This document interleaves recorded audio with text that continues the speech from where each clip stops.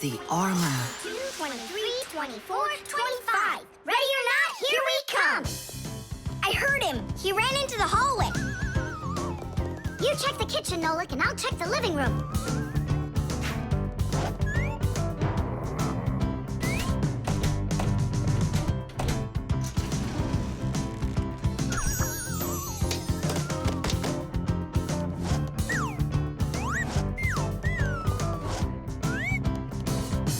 Well, I just don't get it. Where could he be hiding? The office. We forgot to check in there.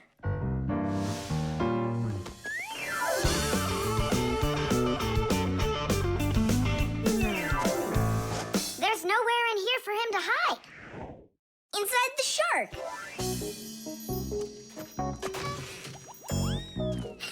Nolik. Tom Thomas couldn't even fit half of himself inside of that shark. Yeah? Then in that huge vase. Uh-huh. He's all scrunched up in there and laughing at us. Oh! Simka! There! Did you hear that? He is in there!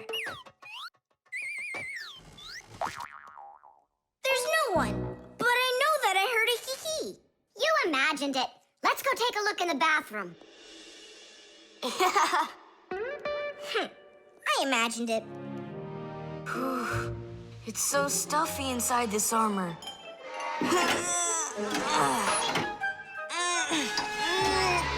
The arms got stuck.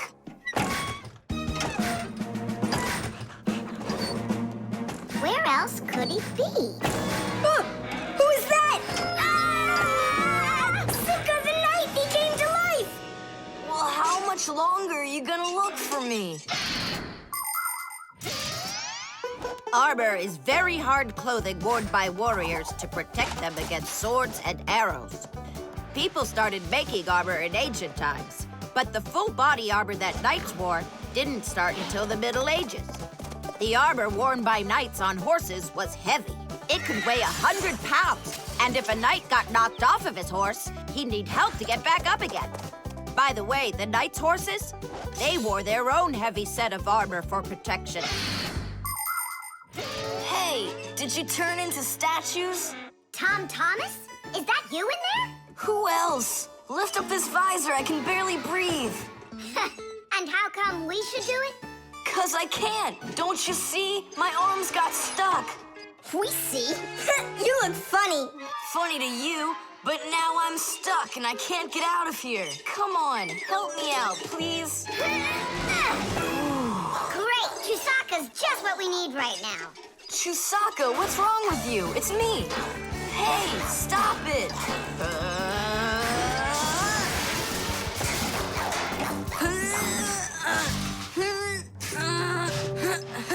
Help, I can't get up. Come on. Let's undo the latches, Nolik. Quickly.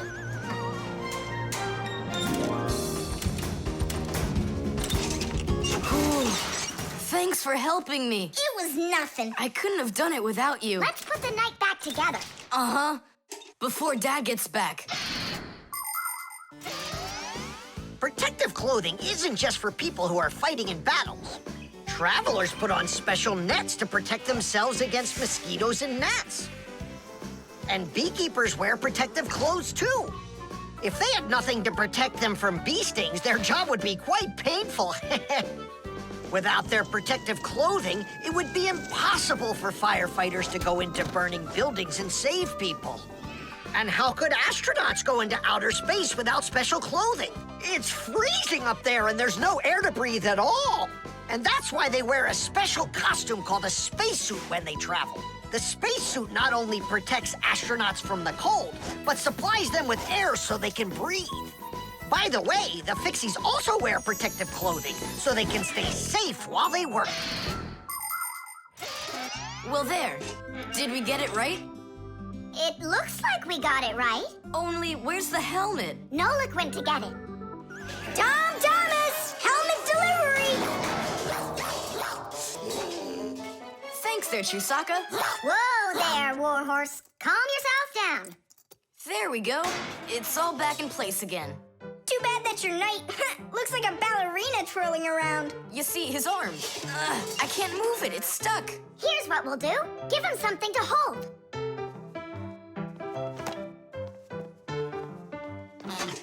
How's that look? Perfect. Now we can paddle into battle. The chain reaction. Tom Thomas, what you doing? Nolik, leave me alone. No, really. What is that? Quit distracting me, will you? Nolik, look at what you've done. It's all because you wouldn't quit it. Wouldn't quit what? I was struggling with that thing for half an hour and you ruined it. Ugh.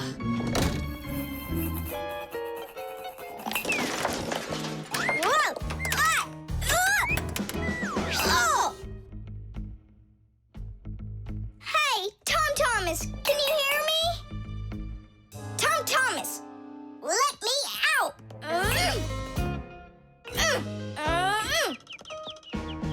Nolik, is that you banging? Yeah. And how did you end up in there? None of your business. Why are you so rude to me? 'Cause I feel like it. Oh, yeah? Enjoy sitting there. Well, who needs you? Goodbye.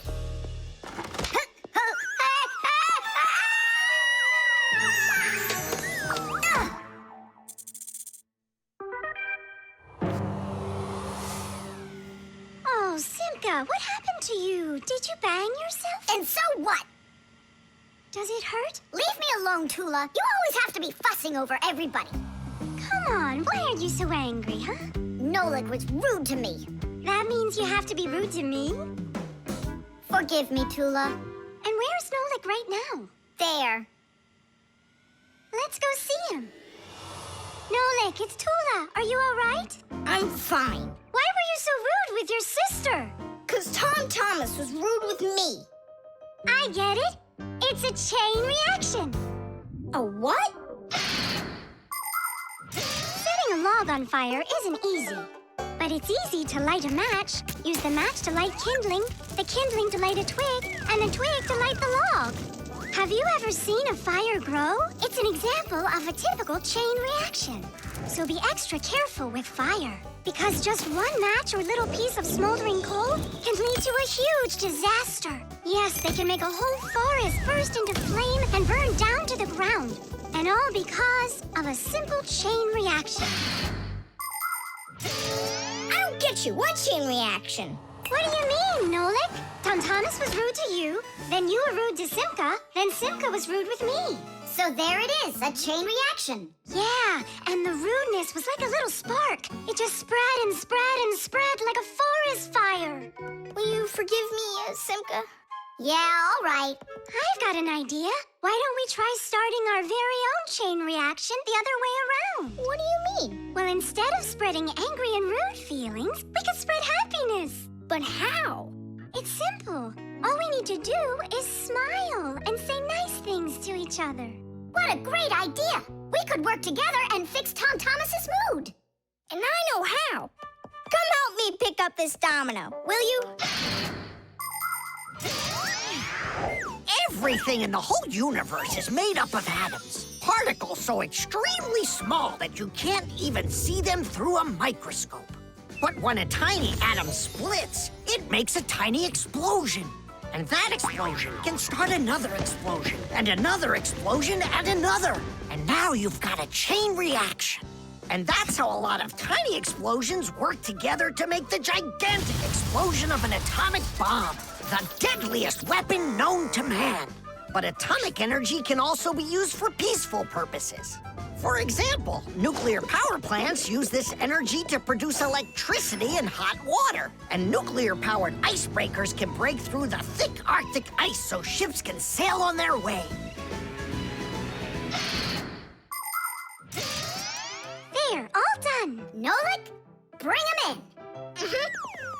And now we're gonna teach Tom Thomas how a chain reaction can work to make you feel really good.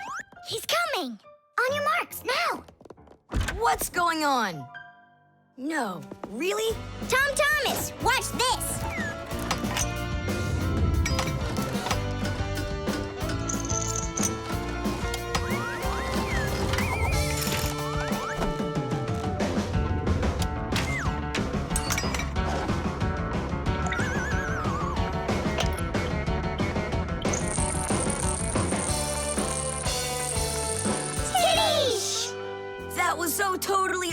awesome! I can't believe what I saw! How did you do that? It was just a real... A chain reaction. What? A chain reaction. The level. Tom Thomas, I'm really sorry. The movie this weekend, I have to cancel. You do? I need to go to Africa for work. I leave tomorrow. Oh, cool! You think I could go with you? To Africa? Can you even find it on the map? Africa. Here we go. No, you're still too little. When you grow as tall as the top of Africa, then I'll take you with me.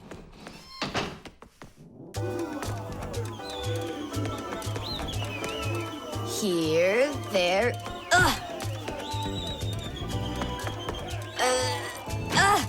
Tom Thomas, what you doing down there? I want to know if I'm as tall as the top of Africa, or not. Well, do you know your height? Okay, then let's measure you and mark how tall you are. You just need to hold the book, all right?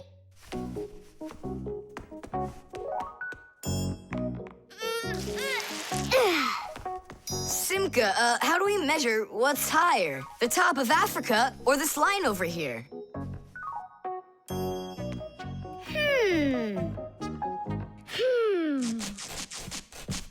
It's a tough one. We need a piece of flexible, clear tubing. Oh, I can get it for you. I know where it is. And we'll build a simple tool to find out the answer. It's called a water level. Let's do an experiment. First, we'll pour water into 2 bottles. A little bit more into one and a little less into the other. Now we'll connect them with a tube so that the water can flow between them. You see? The water flows and flows. And then it stops. It stops when there's the same amount of water inside of both bottles. And if we do this with a simple tube, it becomes a useful tool called a water level, in which the water on both sides is always the same height.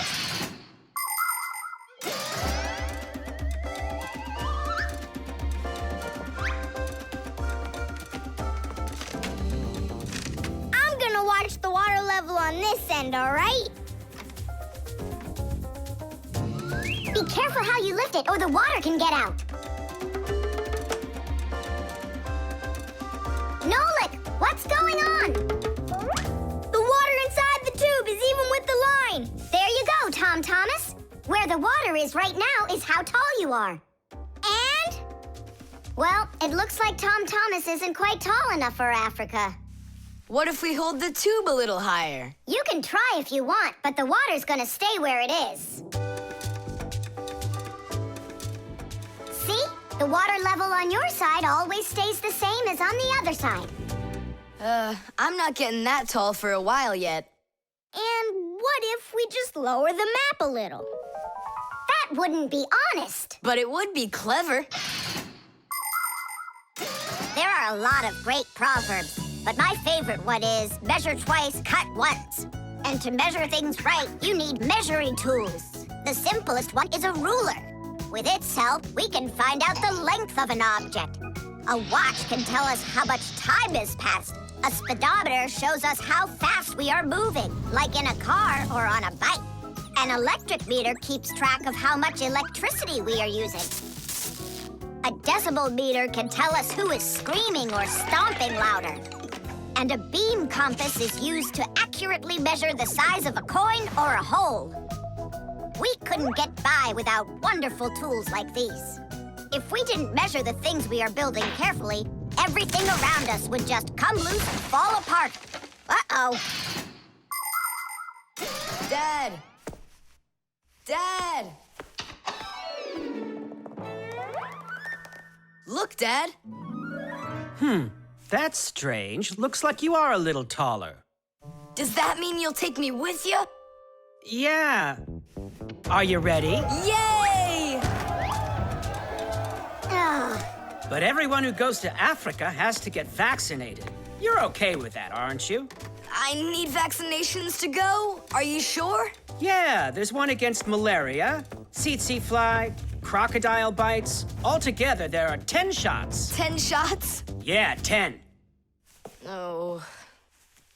Dad, you know, I was joking. After you left the room, I moved the map down. Okay, I see. And I was joking about all those shots you need. What? You mean you don't need to get shots? You gotta, just not 10. So how many? 9 of them. There's no vaccination anywhere to stop a crocodile from biting you. The Kaleidoscope.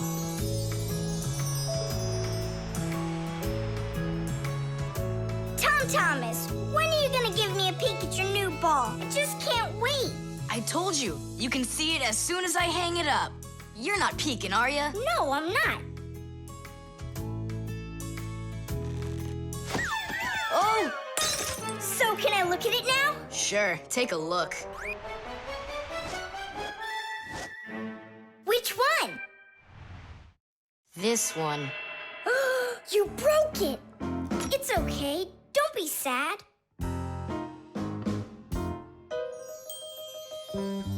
I know what to do.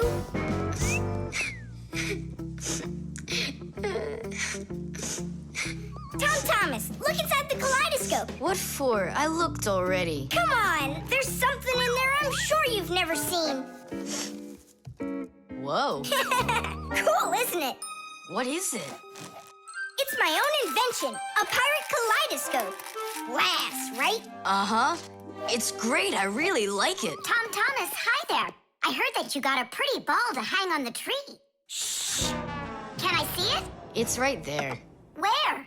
There. No. Oh, that's just terrible. Why'd you do that, Simka? Come on now, I just cheered him up. How? Tell me. With the kaleidoscope, remember what Grandpa's taught us? Do you know what makes a kaleidoscope have such beautiful patterns? Ah, it's because pieces of multicolored glass are tumbling around in there.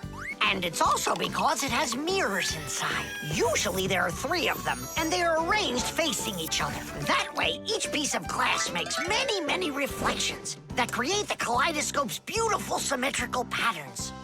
By the way, you can put just about anything you want inside a kaleidoscope, and each different thing makes its own special pattern.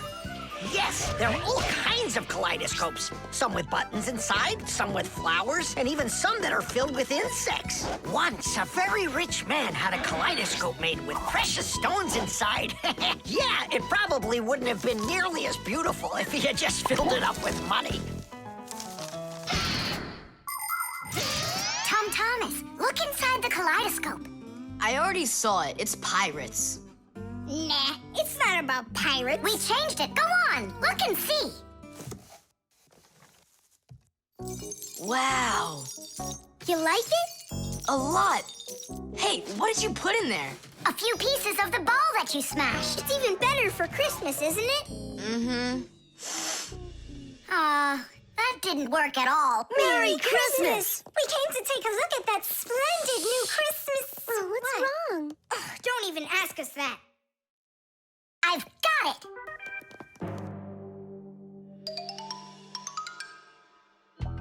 Tom Thomas! What? Look inside the kaleidoscope! Again? I don't want to. And I'm telling you, you've got to. Fine. Cool, yeah. Merry Christmas! Thanks so much. Now don't you feel good again? Yeah, it's really something. And you're the first human in the world that's ever seen it. How about that? Turn it! It's great, isn't it? Wondrous designs that tickle the eye in the kaleidoscope. Shimmering scenes, gingerbread trees in the kaleidoscope. Magical flowers just blooming with light, petals that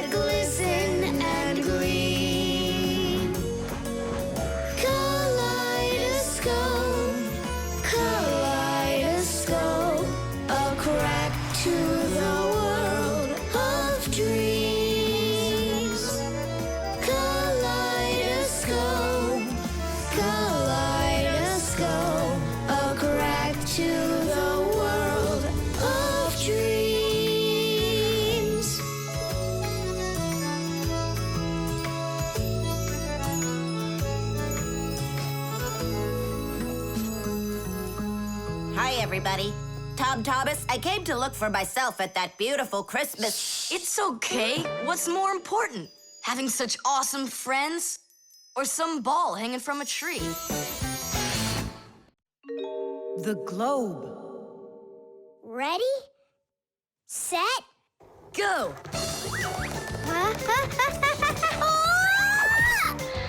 Yay! Again, I couldn't do it. I told you. There's just no way to hold on when the globe is turning that fast. But I know I can do it. Give me that piece of rope there, would you?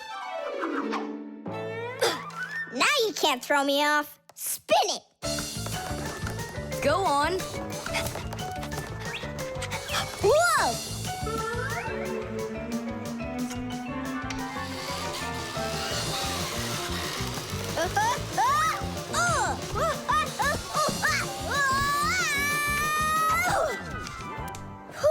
What you doing?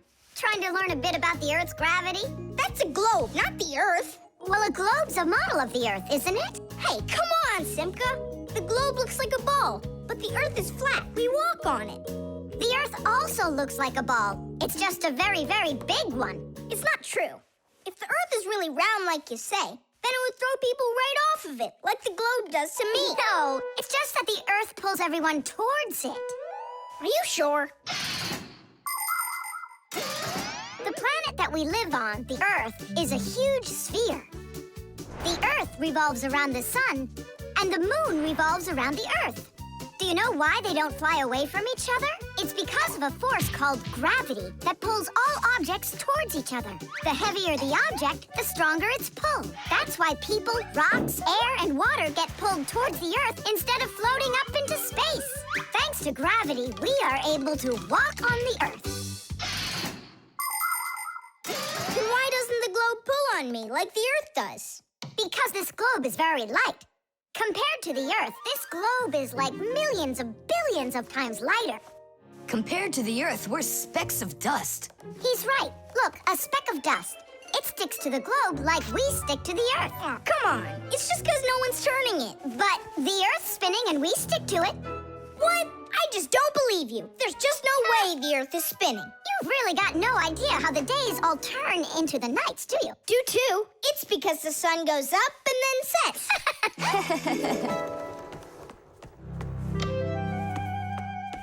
Watch this. Our sun's here, and you're over there. On Earth. Is it dark, Nolik? It's dark. Then it's nighttime on your side. And here, it's day. All right, now we'll turn the Earth. Hooray! Now it's daytime for me. And night for me over here. Ah, my side got dark again. And for me, it's a new day. All right, fine. You guys were right. I believe you. The Earth is spinning. The Earth goes round and round like a tilted spinning top. And as it spins, the sun shines its light on whichever half of the Earth is facing it. And as the Earth makes one full turn, we watch how the night becomes day and the day becomes night again. It takes 24 hours for the Earth to make one full turn. But that's not all. The Earth is also traveling in space around the sun. It takes the Earth 1 year to make a full circle.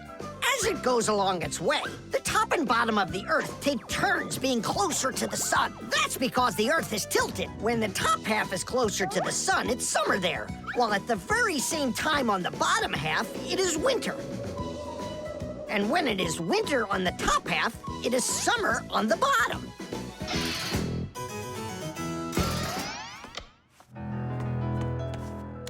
Nolik, where are you? I'm not sure. Somewhere in Kazakhstan. The force of gravity is super strong around here. So go on, spin it. You're gonna fall off, Nolik. Don't worry, just do it. Go ahead and tilt it if you feel like it. Told ya! Ha! And you were sure I was gonna fall off this globe.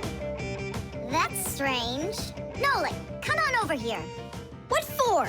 You'll see in a second. I don't want to. You really don't want or you can't. Tom Thomas, take a look. I get it. He stuck himself to the globe, didn't he? Yeah, with the chewing gum. Isn't it time to go? Uh-huh.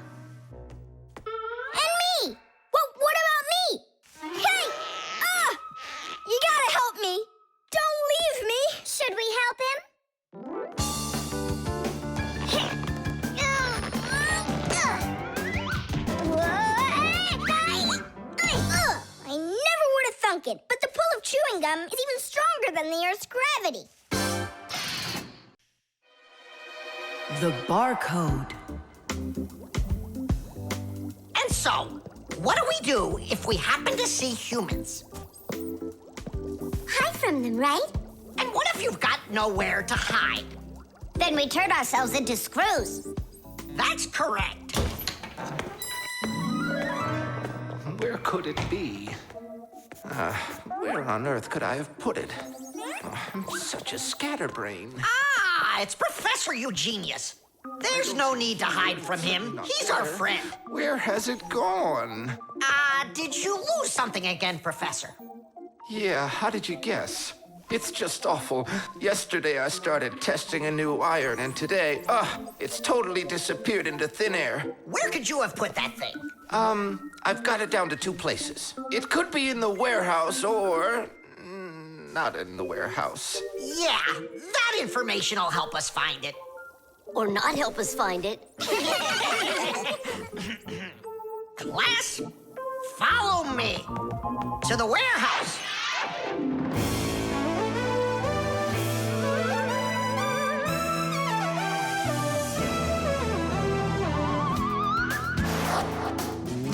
Wow, look at all these boxes. If we have to look inside each one of them, it'll take us 2 days. Maybe we'll get lucky. Let's look in this one. No, inside there is a fan. A fan? Wow, it's a fan. And what's inside this one? A mixer. Yeah, amazing. And what's in this box? An electric kettle. Made in Germany, by the way. He's right. There is a kettle in there. Professor, is this some trick? I don't get it. Grandpus, how do you do it? It's gotta be magic. What else? Here's how I think he's doing it. I think the professor has glasses made to see through the boxes. Of course not. I only know how to read the barcode that you can see on each of those boxes. Oh, that. Exactly. If you look at the printing on packages and boxes, you will often find a symbol with a lot of black lines and numbers. These symbols are called barcodes. Each barcode has all sorts of information. What the item is, what country it came from, and even in which factory it was made. With the help of a special reading device, a scanner, it's possible to read all the information the barcode holds. It really is an excellent system for stores to know what they've got.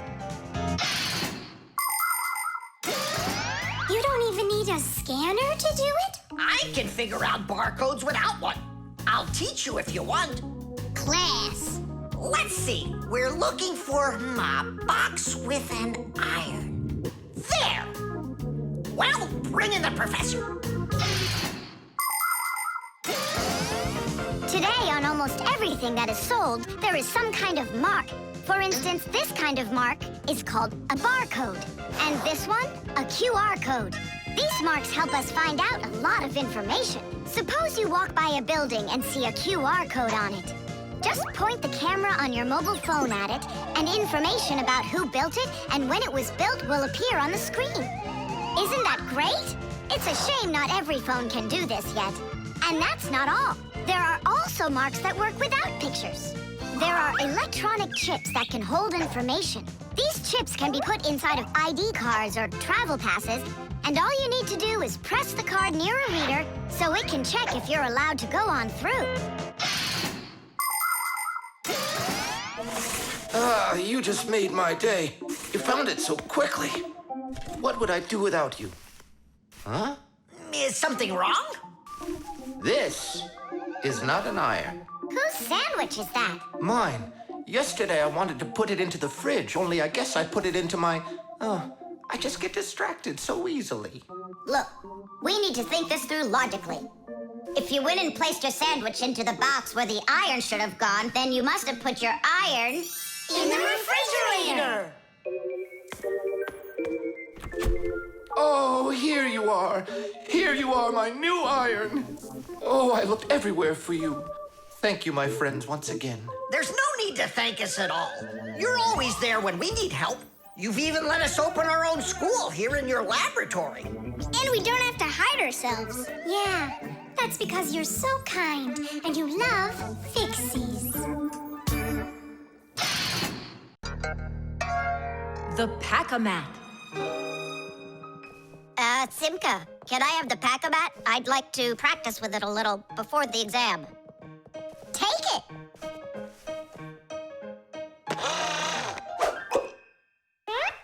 You're really good with that thing. Good. I couldn't be any worse with it. I wanted a vacuum cleaner. Actually, you were pretty close there. You did manage to get the hose at least. This is not at all funny. In order to get a tool out of a Pac-Man, a Fixie must not only press the button on his chest, but he must also clearly picture exactly the tool he needs. By the time they are adults, this is easy for Fixies to do. But while they're children, they must study hard to master this important skill. As Fixies learn about new tools, they take exams to prove they know how they work. And if they pass an exam, the new tool is added to their Pack-A-Mats. And there's no end to what you can find inside. Screwdrivers, hammers, ladders, vacuums, and even soldering irons. But many of the tools that Fixies use look quite different from the ones that humans have. And the reason for this is very simple. It's because Fixies have to fix appliances that are much bigger than they are. I just wish I knew which tool was gonna be on that exam. I got it. You just stay right here. Grandpoos. What? On the exam, which tool are you gonna ask about? It's a secret. It's too bad. But I'm sure you can keep a secret, right? Of course. Then I'll tell you. Today's exam is on pliers, you see? You won't tell anyone, will you? Not a chance. I'll never pass it. You will. He's gonna ask about pliers. Huh? How could you know that? It's a secret. Okay, Digit. See if you can get the pliers out of there. A pair of pliers is a great tool indeed. To grab and turn things, it's the tool that you need. Just be careful how you use them, or your fingers, you could bruise them. Pliers are a great tool indeed. Just be careful how you use them, or your fingers, you could bruise them. Pliers are a great tool indeed. Good going. You got it. Thanks a lot, Nolik. It's not really me you should be thanking. Grandpoos, thanks a lot. For what? The secret What secret? about the pliers. Oh, that! You know, I picked a new topic. I decided that a hammer will be the tool. A hammer? Only it's a secret. I remember. The topic got changed. It's a hammer. You sure about that? Totally. All right, I'll try to do it. A hammer is a great tool indeed. To pound in nails, it is the tool that you need. Just be careful how you use it, or your finger, you could bruise it. A hammer is a great tool indeed. Super. I'm sure you're gonna pass. That's only if he asks me about a hammer. I'll be right back. Grandpoos, it's a hammer for sure? Nah. A hammer would be way too easy for those kids. So now it is a drill. A drill? But only... It's a secret. Now I know. There's no doubt about it at all. It's a drill. A drill is such a great tool indeed. To drill a hole, it is the tool that you need. Just be careful how you use it, or your finger, you could lose it. A drill is such a great tool indeed. And if it's not a drill, right. Hammers, wrenches, drills, screwdrivers, vices, mallets, saws, and pliers. All of these are super duper great tools, yes indeed. That's all. That's enough of this. I'll just go and take the exam. Yeah.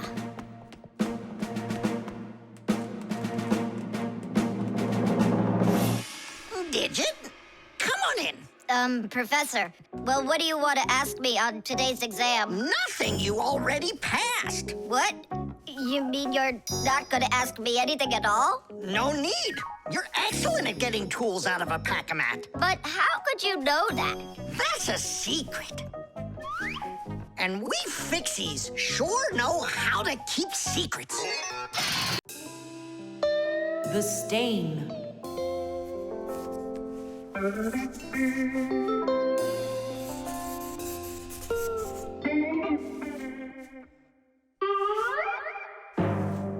Thomas, what's going on? If you really want to watch TV, then you gotta turn it on first. I'm not watching it, I'm looking at my reflection. I'm working on a self-portrait. And which shelf will you be painting in your shelf portrait? It's not a shelf portrait, it's called a self-portrait. It's when an artist draws or paints a picture of himself. Of himself? Ha! You think you've got muscles like this superhero I see here on this paper? How can I see exactly what my muscles look like? And anyway, let the artist do his work. Thomas, your shirt! There's a spot! Oh no! Wipe it off, quickly! It's even worse. So now what? What we really need is Masya. Ordinary dirt can be cleaned off with a brush or washed off with water. But there are stains that are not that easy to get rid of. Stains from fruit need to be soaked in hot water first. Blood stains, on the other hand, should never be washed in hot water. You can clean stains from paint or rust as well. Only for those, you'll need to use a special stain remover. But stain removers should only be used with the help of a parent or other adult that knows how to use them safely. Hey, I know a great way to do it. What do you use to get rid of pencil marks? An eraser. Only this shirt isn't paper. And so what? Let's try it. What's the harm? Now I've got 3 colors to get off. New idea. We should paint over it with this correction pen. With whiteout? Yeah! That was a bad idea. Now I got it. You have to use some water.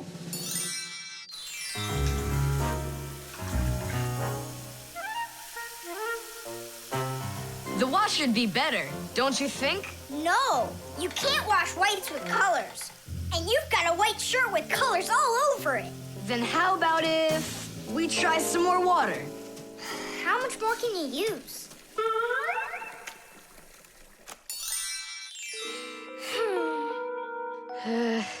Any more ideas? You know what? It's possible we did something wrong. Everything you did was wrong. You should have used a spot remover to clean off that stain. A spot remover? No way! Oh, take a look at it, Simka. I think it's marvelous. They painted that white shirt so nicely. Tula is Simka's best friend. She's very tall, almost as tall as Papoose. Yeah, she's the tallest one in her class. And she's strong, too. Tula loves to laugh, and she does it louder than everybody. That's just the way she is. Cheerful and kind. Ready to help anyone who needs it, and making sure her friends are getting along.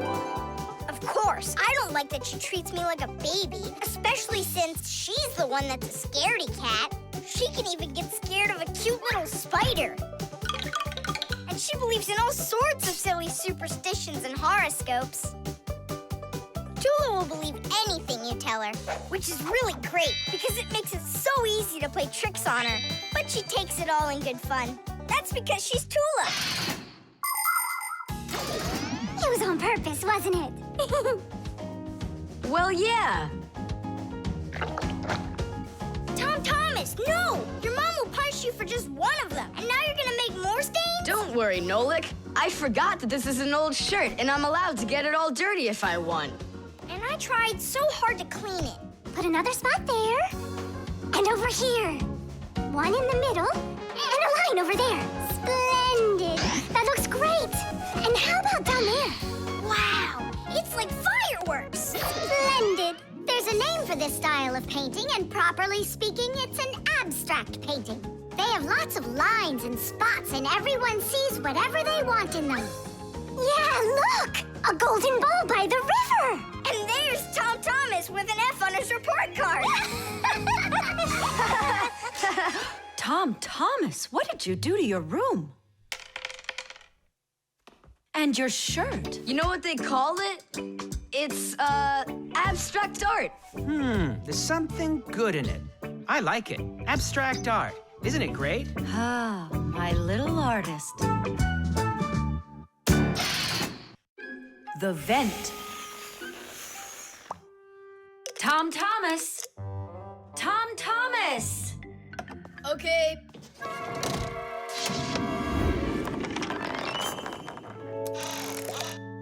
Simka, Tula, check it out. It's pretty, isn't it? Oh, splendid. It's nothing but a trinket. It's completely useless. Useless? Look how well it matches my hair clip. Useful things are the kinds of things you truly need. For instance, like this rope ladder I've got. It's splendid. And where do you plan on climbing with this thing?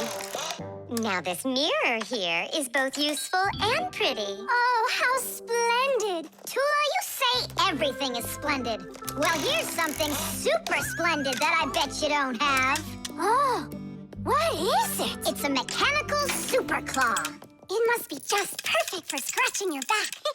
Now look what I have. A photograph of Vector. And he signed it for me, too. Are you sure that's Vector? You've got a photo of the bravest Fixie on the face of the entire planet? Yeah, and the most beautiful. Is it him for sure? No way. Let me take a look. You'll smudge it. You've been fooled. No. Yes. Jealous? You are.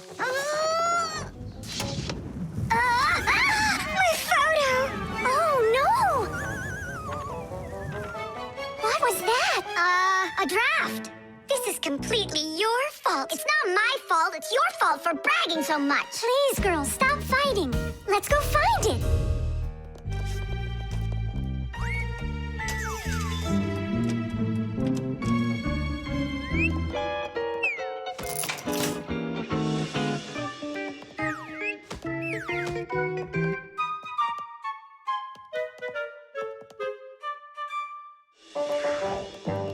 It's just horrible to lose a picture signed by the most famous Fixie ever. It will be horrible when that picture of a Fixie is found by humans. So where could it be?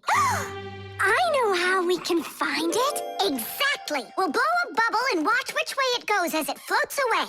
We'll follow it and find your picture. Do you know why you can blow bubbles out of soapy water? At the surface of any liquid, there's an invisible film that is very thin but very strong. If you want to see it for yourself, fill up a glass with water all the way to the very top. Now you need to take a coin and carefully drop it into the water sideways. Then drop in another coin, and another, and another. You'll see that the water doesn't pour out, but rises up and forms a hump. That's because the water at the top sticks together. Why? Because of a force called surface tension. Thanks to surface tension, water can form drops. It also helps us blow soap bubbles, because when we add soap into the water, the film gets even stronger, but still not strong enough to stop the bubbles from bursting. Okay, it's ready. Now we need to blow. Do it together. And... I don't think this way's gonna work.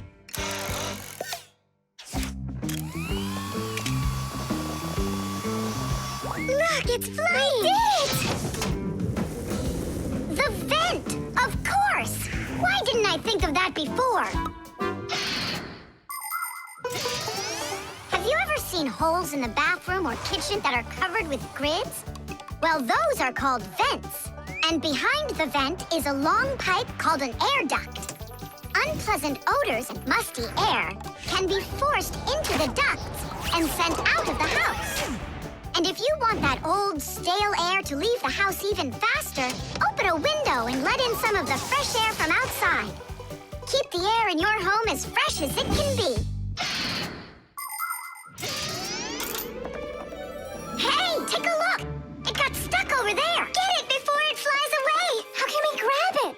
What do you mean? Don't you remember what I've got? Tidish! Thank you, Simka. What would we ever have done without your mechanical claw and your fantastic ladder? Then here you go, a present for you. Oh, thanks, it's just great. And I want to give you this. Oh, gee, it's just splendid. Simka, are you here? Huh, what you got there, Simka? A little mirror. It's pretty, don't you think? Oh, you girls. You're all the same. The wires. Quiet down. Get ready for your lesson. Be quiet. Quiet down, please. Oh, it's so hot here. In today's class, we'll learn about... Whoa! What was that, huh? It must have been an earthquake. Yeah, it was an earthquake. Hooray! Sorry there, Professor. Ooh, I have to find an outlet so I can plug in this fan. Ooh, it feels terribly hot. It sure does. Well, keep looking. You'll find one. Now then, where was I? Oh, right. Today... No, it's impossible. In this whole laboratory, there isn't one free outlet. Look at this. Just pull out one of these wires and then you'll have a free outlet. I can't. I fear I could pull out a plug for something important. Volt himself would get all tangled up in these wires. Whew. Don't worry about it, Professor Eugenius. We'll find a free outlet for you. That's right, my colleague. A cup of tea will do you good, so just go relax. Thank you, my colleague. And as always, I'm eternally grateful. Fixies have opened schools for their children in all sorts of different places, like factories, stores, and warehouses. Anywhere where there's lots of machines and appliances and places to hide from humans. And this is where we hold our school, right here inside the laboratory of Professor Eugenius. It's a fantastic place for me to hold class. Every day, new devices, materials, toys, and even food are brought here for examination. And there are lots of scientific devices and tools to study here as well. But most importantly, we never need to hide from the head of the laboratory. Because my colleague, Professor Eugenius, is someone I'm proud to call a friend. He loves Fixies, helps us anytime we need, and will never let our secret out. What should we do first? We have to start out with pulling apart these wires. That'll take a second. Over here! No, here! Nolik, come help! Let's do this. Come on, come on, come on, come on, come on. Just one more time. Stop it! I can't get out! Loosen the wires! We need to pull out this one! Stop this nonsense, will ya?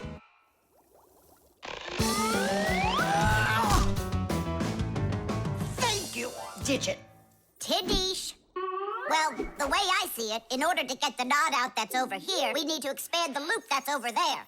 And then push that wire through it. And then do it again from the other end. That's it. Very good, girls. Hey! Now pull it hard. Perfect.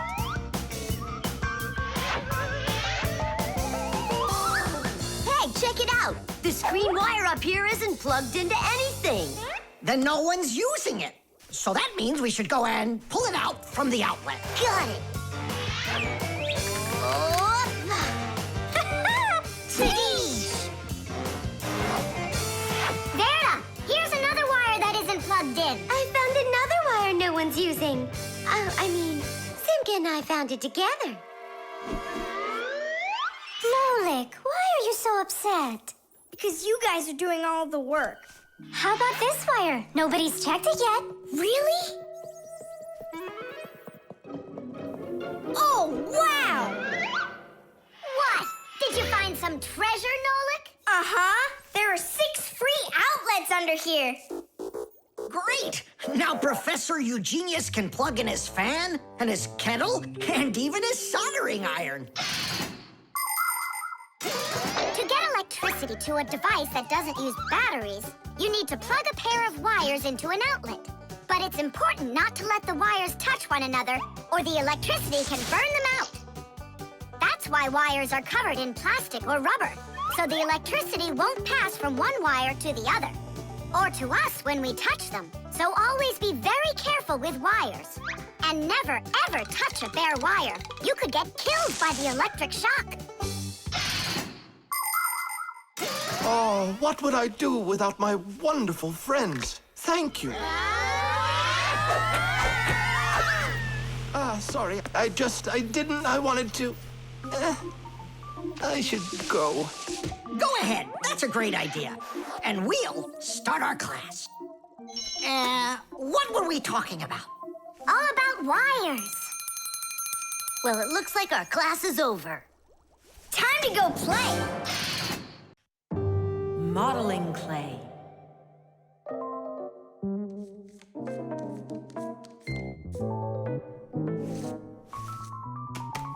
All done. Simka, take a look. I've got my own pack-a-mat. Now look at that, a pack-a-mat made out of modeling clay. But this one's my own, and it looks just like a real one. Okay, you're right, it really does, Nolik.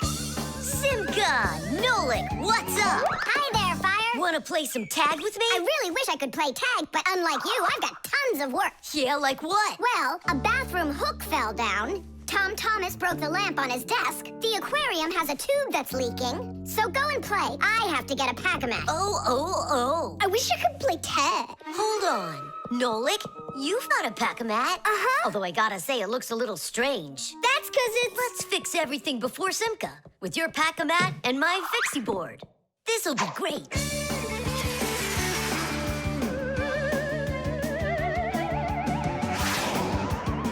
So where is that hook that fell down?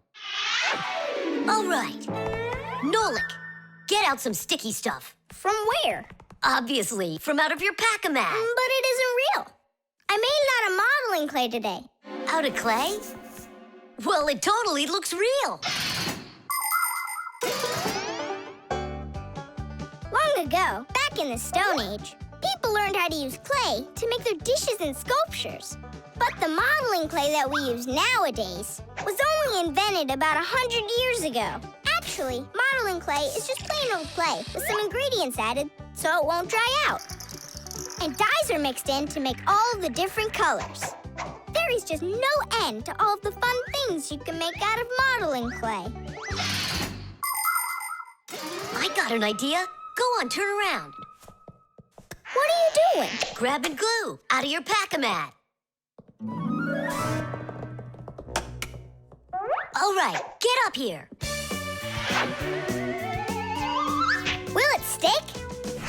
Yeah, of course it will. Let's go and fix the lamp.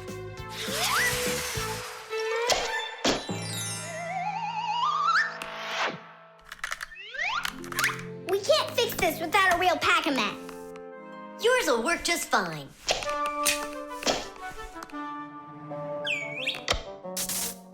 Tadish! So, what else did Simka have to fix? The aquarium. Hop on.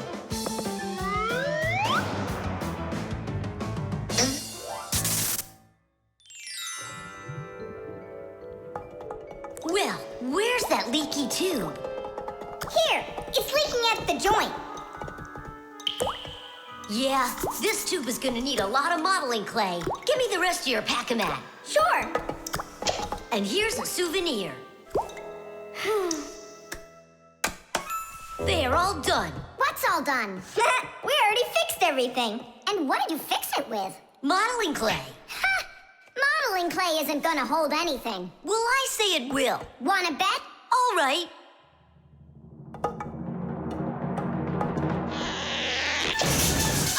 It's exploding! What in the world is happening here? Flooding water! You just do as I tell you, without panicking. Did you know it's possible to make modeling clay in your own home? just write down this recipe.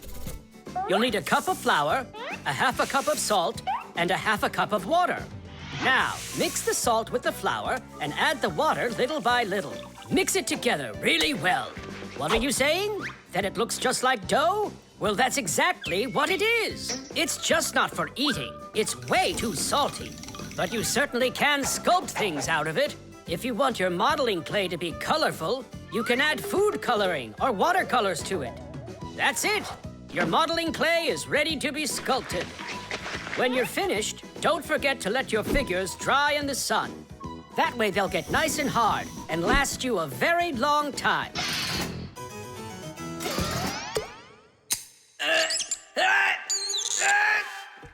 Phew. We almost didn't make it. And did you fix the lamp with that modeling clay? Uh-huh. And the hook, too. That was not a good idea. But it was really quick. Hey, that's true. That's why I want to give a medal to you. You're heroes. For real? Of course you are. And here it is, your medal. But it's made out of modeling clay. Your reward fits your heroic deed. The doorbell. Nolik! Nolik, what are you doing here? Just whistling a tune. Are you gonna whistle that tune the whole time Tom Thomas is away? He just left with his parents for a week, and we've got guests coming, remember? What guests? I invited everybody. The class? Yes, class.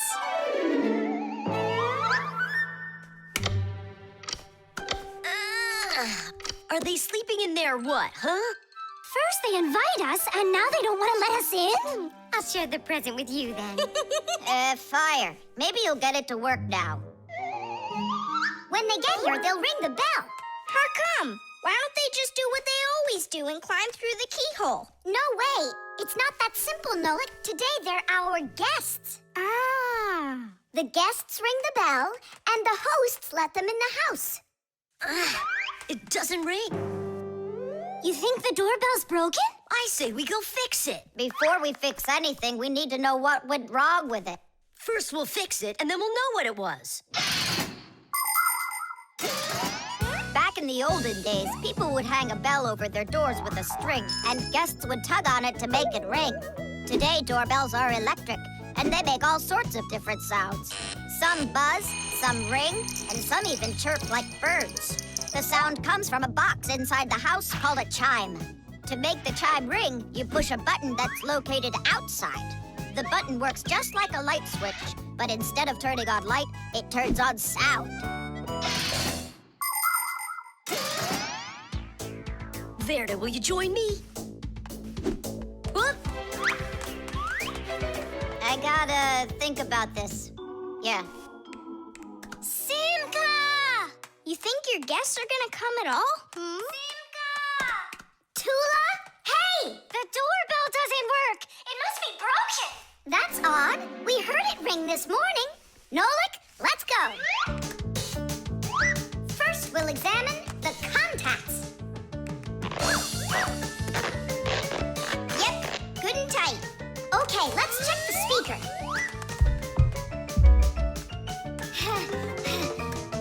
The speaker's fine. Maybe the electronics are the problem. And what if we disconnect these wires and switch them? What'll that do? We'll know soon enough.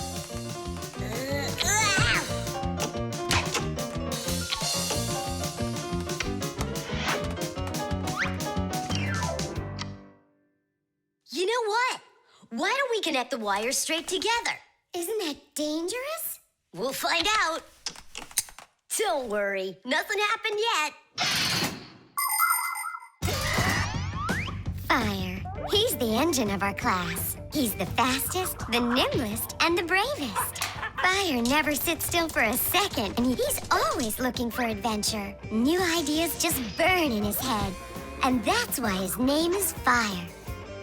But not all of his ideas are very good, so he's constantly getting bumps and bruises. He just can't help getting carried away. If he's burning with an idea, he can even forget about his classes at school. Grampus punishes him for that. But it doesn't seem to bother Fire, because some new plan will pop into his head the very next second. To be honest, Fire's my favorite out of all the boys in our class. It's sure never boring when he's around. Hey, you down there. I figured out why it's not working. So what's the reason? There's no electricity in the whole house, so that's why the bell isn't working. And what? We can't visit like real guests do until the electricity comes back? And when will it work again? Don't know. It could possibly take hours, guys. Oh, it's working again! Ah! Enough ringing! Hey, Fire, quit fooling around! He's not fooling around! It's not me, see? Then who's ringing it? I don't know! Well, I know. The doorbell's ringing because Fire connected the wires together. True, but I'll fix that right now. Ha! Your guests sure are noisy. Yeah, thank goodness the humans aren't home right now. Hello?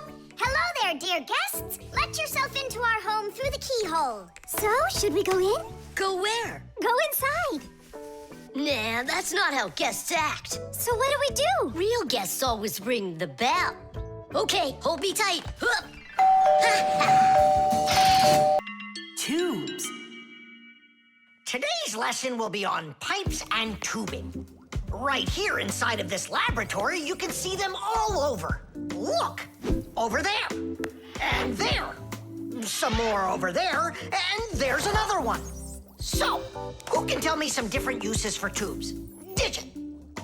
They're used in plumbing to carry the water. Nolik, in school we don't give an answer without being called on. Digit. You can. And for carrying waste. I am talking to Digit now. Gas goes through pipes too. Stop interrupting us. And don't forget about smoke in a smokestack. Nolik, that's just rude behavior. Out right now.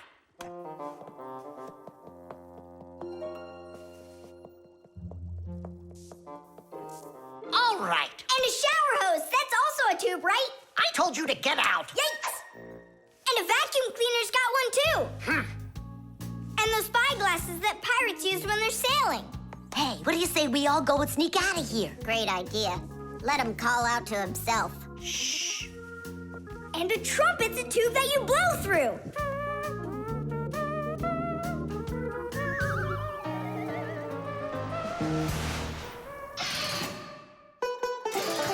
Nolik is my younger brother. There's a lot he still doesn't know, but that doesn't stop him from getting involved in things he probably shouldn't. Unfortunately, that can get him into trouble. So, every once in a while, me or my parents have to rescue him. No, I wouldn't call Nolik a pest. He's just a bit curious. That's why he broke the #1 Fixie rule, hide from humans. Nolik's the one who first became friends with Tom Thomas. Well, I was there too, but Nolik started it. Actually, first it was Grampus. Many years ago, he befriended Professor Eugenius. And after that, the professor let us have our school in his laboratory. So it turns out that Nolik is just like his grandfather.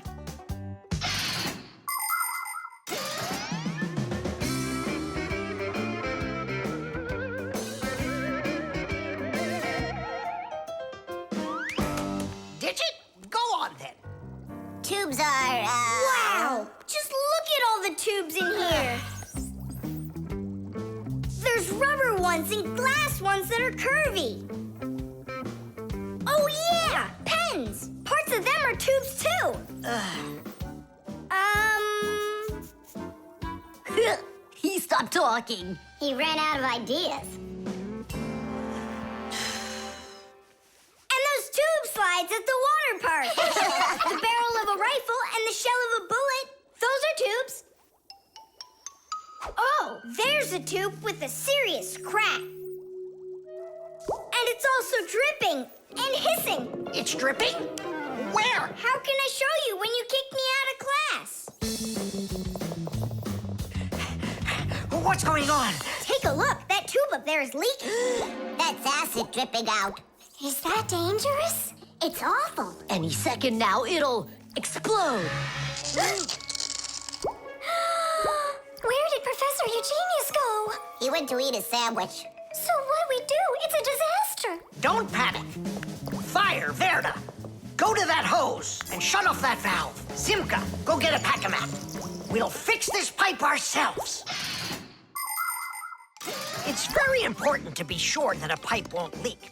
But making pipes that won't leak isn't so easy. Pipes can be made by rolling up a sheet of metal and sealing it up. Unfortunately, the seam can break, and that's why people have figured out how to make pipes without seams. They do it by stretching out hot metal on special machines. And PVC pipes are squeezed out of hot plastic like pasta.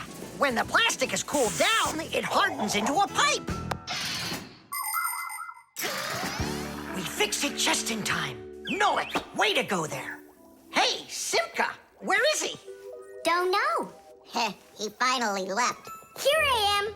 Nolik, I want to thank you for being alert, and I'd like you to join our class. Tadish! Only don't forget, in my class, students cannot answer unless they're called on. Now then, pipes and tubing. Digit, please continue. Well? But Nolik said all of them already. Nolik. Not all. A straw for drinking a shake is a tube, and some noodles are tubes made out of dough. And what's it called? That thing. A hole in a mountain. Wait a second, I'll get it. A volcano. That's not it. They go this way. I mean the kind that go like that. Heh, they're tunnels. You got it. Well done there. Yeah. The team. The first period is almost over. Tom Thomas's team is leading 2-0. There's no getting around the difference in class. Simka, pass it to me.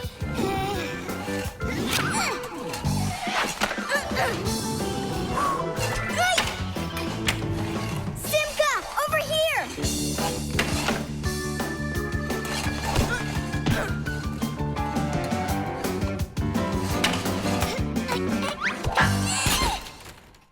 Goal! 3-0. And that's the end of the period. Time for the teams to take a break. This isn't a fair game. There's 6 of these guys and only 2 of us. Go ahead and call your classmates. I'll still outscore you. You sure about that? Uh-huh. Well, Tom Thomas, you asked for it.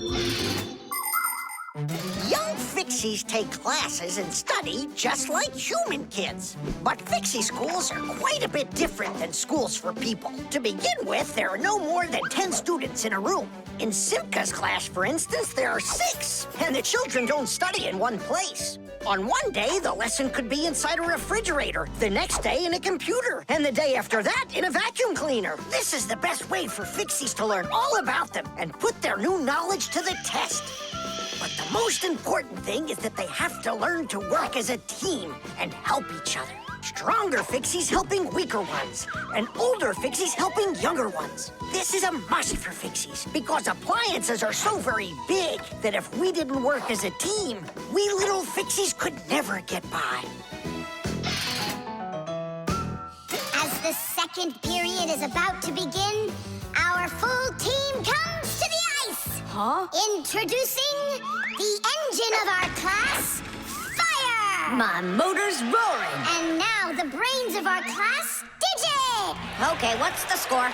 Now here is the spirit of our class, Tula! Could I be our goalie? And here she is, the face of our class, Verda! And oh, what a cute one. So you want to quit, Tom Thomas? I'm not afraid of you.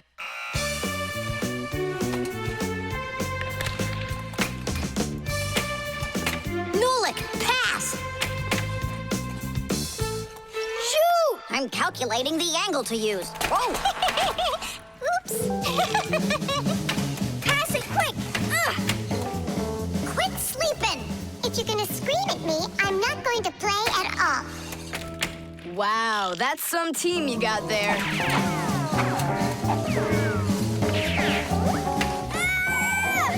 6-0. It's a blowout. Now the intermission before the final period. We're missing something here. I can tell you what. You mean confidence? Calculations? elegance. I know speed. What's missing here's teamwork. Simka, you're right. It's one for all and all for one. Then here's what we're gonna do. We got it.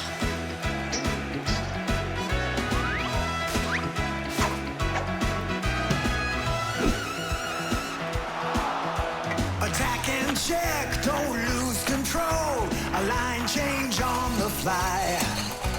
The puck is zooming towards the goal to score and break the tie.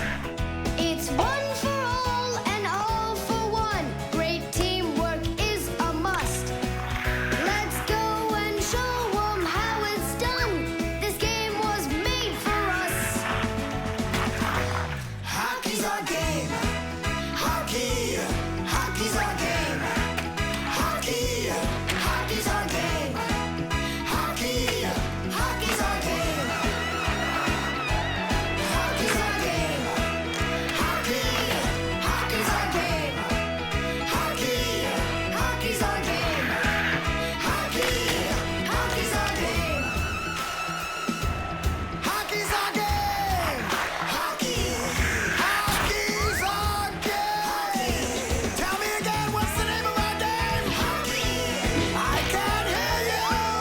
Hockey. Oh, hockey's our game. Hockey. Hockey's our game. Hockey. Hockey's our game. Hockey. Hockey's our game. Hockey. I love that hockey. We won, Tom Thomas. What do you say now? How did I get creamed like that? 'Cause you're by yourself here, and we are a team. Team! Friction.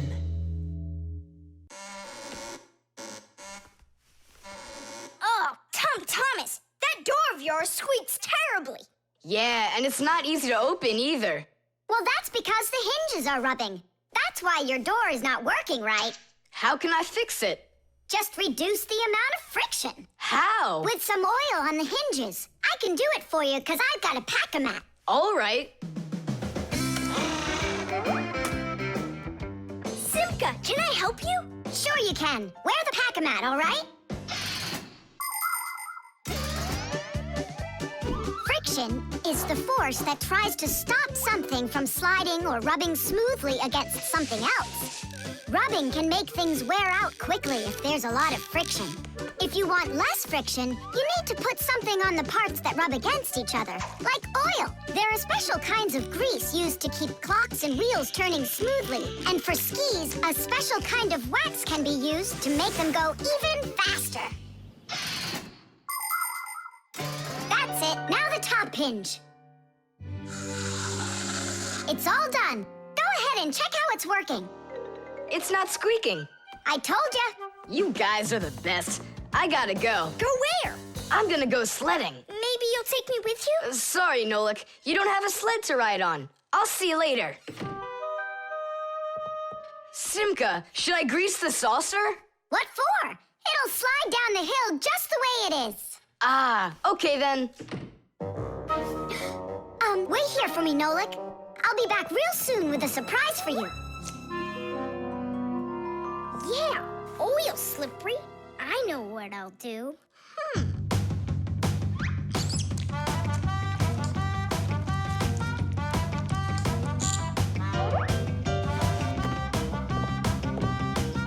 Wow! Talk about no friction!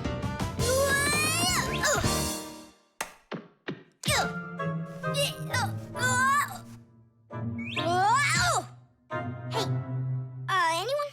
Help! Help! Simka! Nolik, are you all right? Just stay where you are. I'll be right there.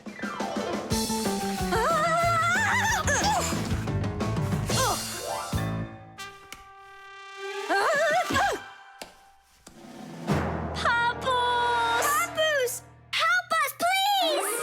Who called for me? Help is on the way!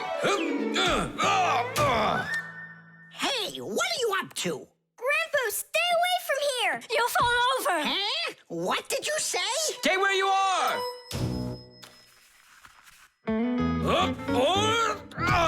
What happened here?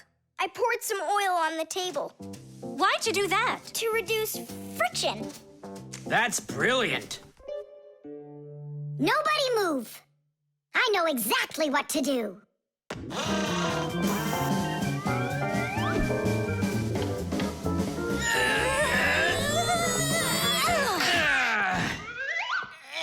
And what was the problem you had with the friction? I want to see all of this oil gone in 5 minutes. Engineers are in a constant battle with the force of friction. They want less friction so that cars will run faster and their parts will wear out less quickly. But just imagine what the world would be like if all of a sudden there was simply no friction at all. Everything would start slipping out of our hands and falling off the table. Knots would untie themselves, and that's not the half of it. Cars wouldn't be able to run without friction either. Wheels would spin around and around in one place, unable to grab onto the road. We wouldn't even be able to walk. Because when we walk, we move forward by pushing off the ground with our feet. And how can we do that without friction? We can't. So now I think you can see why it's not so bad to have a little bit of friction in our lives. Whew. We cleaned it. But it's still so stinky. Nolik, I completely forgot. I promised you a surprise. Look. What is it? I made you your very own saucer for sledding. Oh, that's great. Only, what good is this thing without snow? Nolik, hey! Look what I've got for you. Snow? Yeah. Is it real snow? Really? Yep. Now you've got your very own hill to sled on. This is great! What an awesome surprise! And you don't need oil to make it go quickly. Yeehaw! The drum. Now, let's turn it on. It's buzzing. You hear it? I would love to, but the only thing I can hear is Nolik's banging. Nolik, what are you doing? I'm rehearsing my solo. Nolik's the drummer in our rock band. Didn't you know that? Why don't you go and rehearse somewhere else if you wouldn't mind? Yeah, all right. I just can't work like this. Nolik, stop it, please. Oh, my head is just splitting. Professor Eugenius, will you come to the laboratory? There's something very strange in there. What? I'm hearing some kind of awful sounds. You are? I think it's a ghost. Back from the dead. Don't you worry about ghosts, Lisa. I'll check what it is. So it's you making the racket. What? I'm just rehearsing. Well, what is it? Don't worry, it's just a piece of equipment rattling. You know what you should do? You should go and practice back at home, my young friend. It's not very hard to make a drum. One way to make it is to take an empty barrel and replace its bottom with a skin made of leather or plastic. If the skin is stretched tightly, the sound can get very bright and loud. Really big drums are usually played with percussion mallets or beaters, while smaller drums can be played with sticks or with bare hands. Instruments that make sounds by being shaken, scraped, or beaten are all called percussion instruments. There are lots of different percussion instruments, like the small hand drums that are called bongos, big shakers with handles called maracas, cymbals made out of metal. Now those really make a lot of noise. And there's tambourines, ratchets, and even spoons. That's right! People can make music using spoons as a percussion instrument.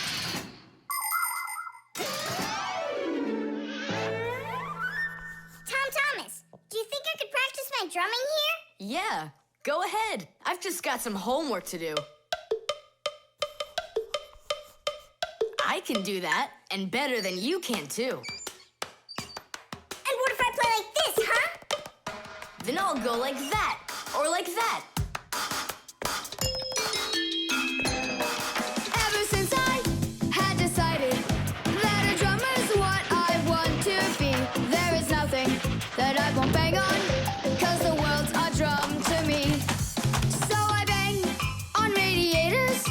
With the spoon, the pot goes boom, bam, bum. Maybe someone will take pity and they'll buy me my own drum. Bang it, boom, bang it, boom, bang it, boom, bang it, bam, bang it, bam, bang it, bam, bang it, bum, bang it, bum, bang it, bum, bang it, bum, bum. Bang the drum. Bang the drum. Both my father and my mother wish I'd play a violin instead. I don't want to. I'm a drummer, but I can drum that in their heads. So I bang on radiators. With the spoon, the pot goes boom, bam, bum. Maybe someday they will get it, and they'll buy me my own drum. Bang it, boom, bang it, boom, bang it, boom, bang it, bam, bang it, bam, bang it, bam, bang it, bum, bang it, bum, bang it, bum, bang it, bum, bum. Bang the drum, bang it, boom, bang it, boom, bang it, boom, bang it, bam, bang it, bam, bang it, bam, bang it, bam, bang it, bum, bang it, bum, bang it, bum, bang it, bum. Bang the drum. Tom Thomas, let's take a break. But I'm not done. Keep going, Nolik. This is fun. Maybe it's fun for you.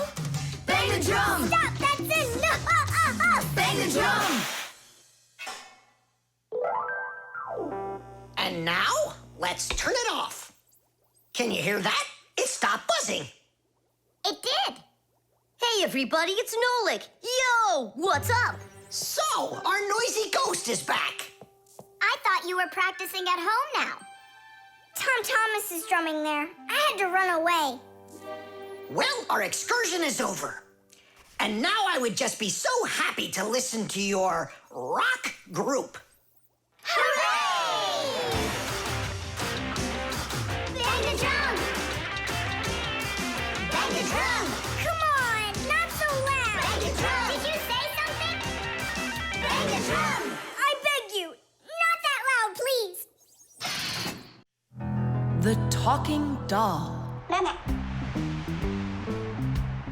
Well then, now you know what you need to do to fix it. Professor! Our lesson is over. I'm sorry to be a bother. No problem, Professor Eugenius. Our lesson's over. I've got an urgent matter.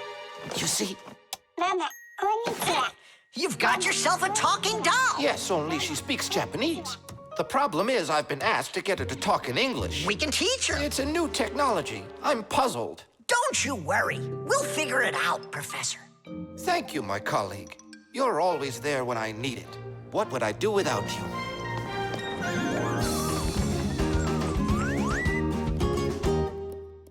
Professor, can you tell us how toys talk? Not now, children. We'll learn about the doll tomorrow. Now it's time to go home.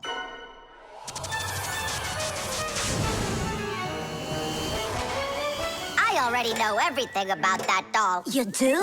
Changing her voice is so easy that anyone can do it. How? Here, come, I'll show you.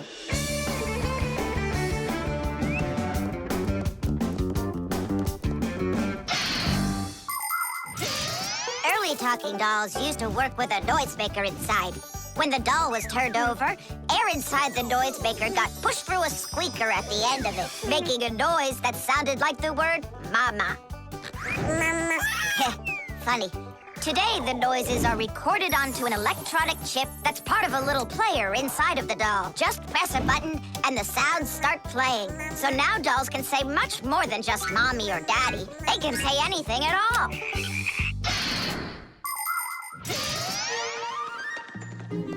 Well, here's the chip. This is where the recording of the doll's voice is. That's awesome. Can you re-record the voice on there? Well, yeah.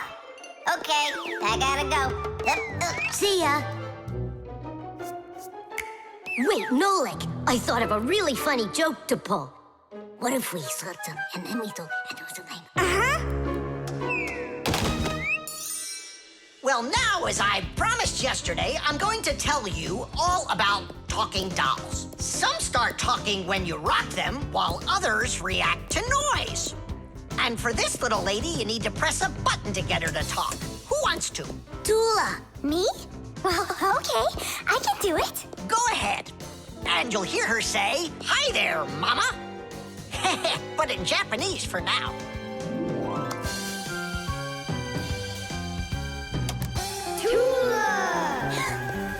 Tula. Is that Japanese for hi there? Tula! Why are you hiding a picture of Digit in the alpaca mat? How could she ever know that? Maybe you're in love? That doll is alive! They call that joking. I just thought of a better joke that we can play. Yeah. What? Tula, don't cry. She's not alive. She is alive. I'll tell you who did this horrible thing. It was Fire and Nolik. It's true, but now the joke will be on them. How? It's easy. All we gotta do is go. The smartest Fixie in our class is Digit. Sometimes I think that he knows everything about everything. Professor Grandpus has a lot of respect for him. Digit's always in thought whenever you see him, and he doesn't like when anyone distracts him. He just has no time for fooling around with the other boys. Digit prefers to solve problems using his brains and not his muscles. That's why he can have a tough time in gym class. But he's so sweet that it makes you want to help him. To tell you the truth, Digit isn't always great fixing things with his own hands. But no one understands technology better than he does. If something breaks, Digit can always figure out exactly what's wrong with it and the very best way to fix it.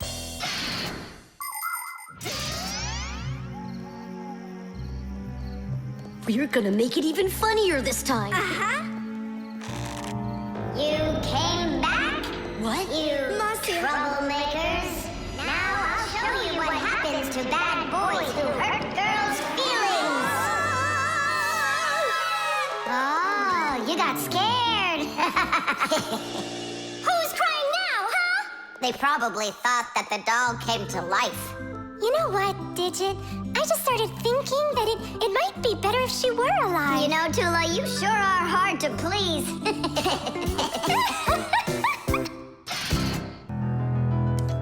The disguise. Ugh, good. Tom Thomas, why do you need a second aquarium? Especially without any fish. First of all, it's a terrarium. And it's not for fish, it's for lizards and snakes. Ooh. My friend Katya asked me to take care of him while she's away. That's why I brought him here. Take care of who? There's no one in there. Ah! What is that? It's a chameleon, Nolik. I think he's awesome. It's a bad idea to take him out. He might run away. Don't you worry, I got him. What a monster. But how come I couldn't see him before? It's because a chameleon knows how to disguise himself by changing the color of his whole body. Have you ever seen a military uniform? They have special patterns and colors that help soldiers hide. That's called camouflage, and people learned it from animals. For instance, a caterpillar can look like a twig, and a seahorse can look like a piece of coral. An ordinary gray rabbit becomes white in the winter, so a wolf will have trouble finding it in the snow. But the champion of camouflage is the chameleon. This master of disguise can change its color in just a matter of seconds. Hey, Tom Thomas, where'd your chameleon go? Oh, it disappeared. It didn't disappear, it camouflaged. He won't hide for long. Let's find him.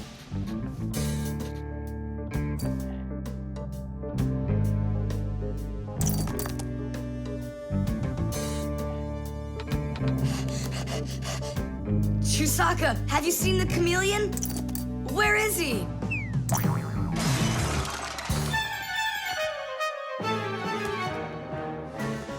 Do you see him?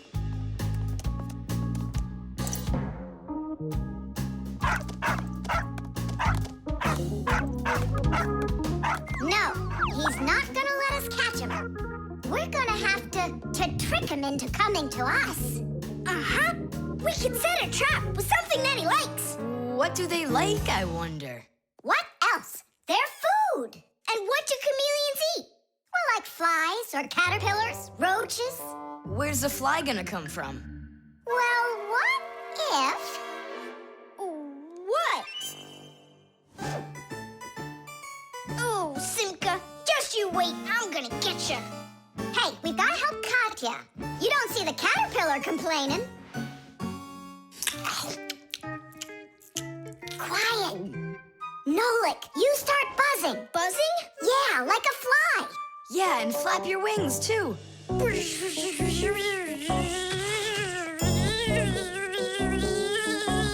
Simka, how long do I gotta keep doing this? Until the chameleon shows himself. Just keep buzzing.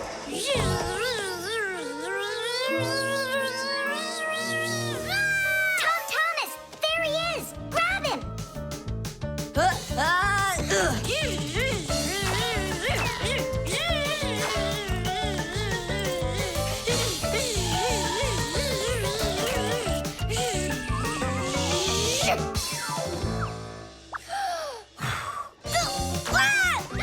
Let go of my brother. Tom Thomas, quickly. I've got a hold of him.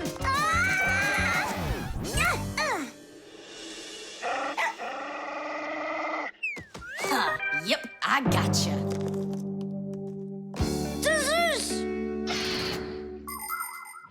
In the army, they use camouflage all the time. They use nets that look like bushes, paint their tanks in colors that make them blend into their surroundings, and even fly in special planes that can't be seen by radar. They do everything they can to disguise their location.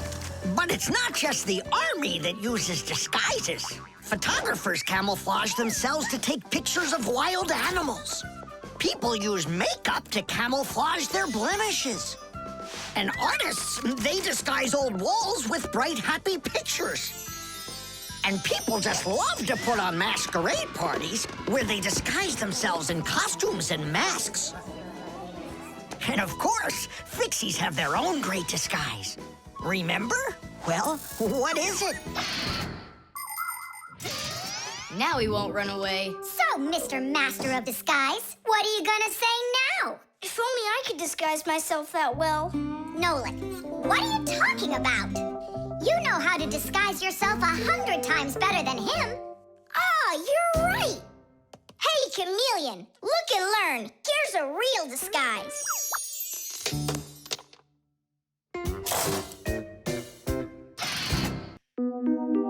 The crowbar. Everything's fine here, too. I wish something would break for a change. It's already been a week and nothing's broken in here. Stop worrying. Everything breaks at some point. Well, nothing seems to ever break inside of this house. That's because we take such good care of it. No, Masya, it's boring with no real work to do. We should move somewhere else. When Fixies graduate from school, they must choose the place where they want to work. Some will work at factories, and some on ships, and some in theaters, and some in hospitals, too. Fixies are needed everywhere.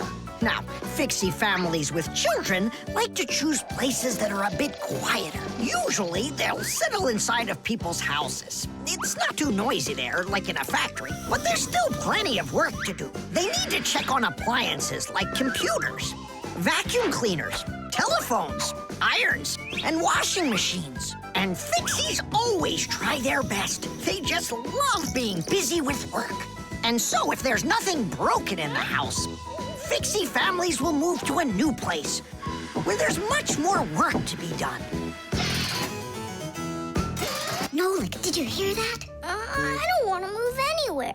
But think about the kids, dear. They've got their school and friends here. Do you like this friend of theirs? A human kid playing with Fixie kids. You know as well as I that it's just not right. All right, then. If nothing's broken down before the end of the day, that's all. We gotta move. Oh, no, I can't. Tom Thomas comes home the day after tomorrow, and we'd be gone by then. Pull yourself together. And I won't see him anymore at all? Nolik, I have an idea. What idea? If something happens to break down before the end of the day, then we're not moving. But what if nothing breaks? Calm down. We're gonna make sure of it. Simka, you're a genius. But how can we make sure of it? We're going to use a crowbar. A crowbar is powerful and simple. It's nothing more than a heavy metal bar with either sharp or flat ends. It can be very helpful for breaking through concrete or ice. It can also be used as a lever to root out a tree stump or move a boulder. If one end of the bar has a claw cut into it, then it's good for pulling out nails. Yes, sometimes the simplest tools are the most powerful ones. Do we have that tool? We've got our pack-a-mat. And it's got everything. Yay! In gadgets and devices, our work will never end. Appliances are fickle, they need a loyal friend.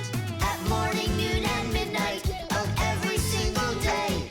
When there is an emergency, you know we're on our way. 1, 2, 3. Inside will be to fix what's wrong. Till it runs strong. 1, 2, 3. Inside will be all day and night. We fix things right. How about you let me try? Go on. Nolik! What are you thinking? I'm doing like you were doing. No, you're not. Now I'm confused. First off, whatever you break's gotta look like it broke all by itself. Oh, I gotcha. And second, you gotta break it in some way that can be fixed later. Did someone say something needs fixing? Or am I hearing things? Papas, we just found out that the television's broken down. Are you sure? Yeah, and one of the keys on the keyboard is stuck. For real? For real, and the clock's not running either. Oh ho! Masya, our life is getting back on the right track. Should we fix them? Yeah, what else? We are the Fixies. We live to keep on working, and work for us is fun. So we'll just keep on working, cause our work's never done.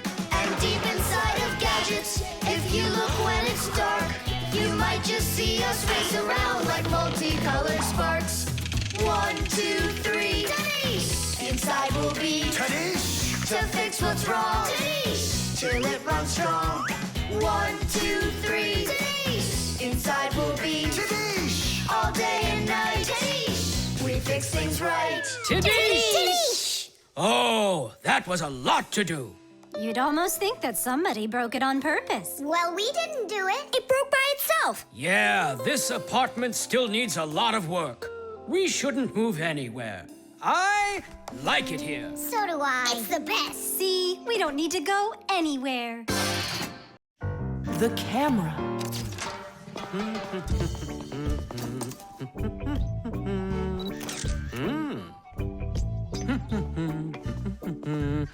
Stop right there and let me see how pretty you look today. Well, just don't tell that to the elevator. Bye-bye. Check it out, Nolik. Class, huh? You're not gonna get in trouble for doing that? No. My dad gave me permission to take a few pictures with this camera. No, I mean the picture. You're sure that your mom and dad will like that you took it without asking for permission? But look, what a good picture. You know what, Tom Thomas? You're like a regular paparazzi or something. Paparazzi? They're the ones that take one photo and get millions, aren't they? You're right. And don't care about anyone except their photo paparazzis. Did you ever wonder how a photo camera works? Let's say you want to take a picture of nature. The light that's outside goes into the camera's lens. That's the glass eye on the front of the camera. The lens takes the light from the scene outside the camera and turns it into a tiny picture that's inside the camera. Then the picture is recorded onto a special electronic sensor called a matrix that's sensitive to light. Click, and there's your photo. What a great idea. Now I know. I'm going to be a paparazzi. Hey, what about your promise? What promise? To never take a picture of us. We're a secret. Stop. Hey, relax. I'll delete them all later. Tom Thomas, stop this right now. I won't until I get a photo of you. Nolik, let's run. You can't run from me.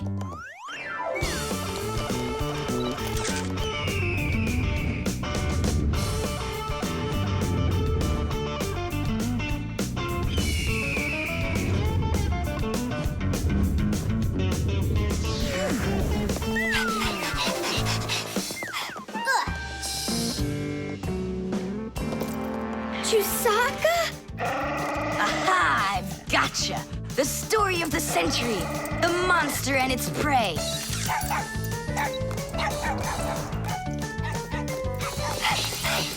Tom Thomas! Help! No, he won't help, because he's a paparazzi.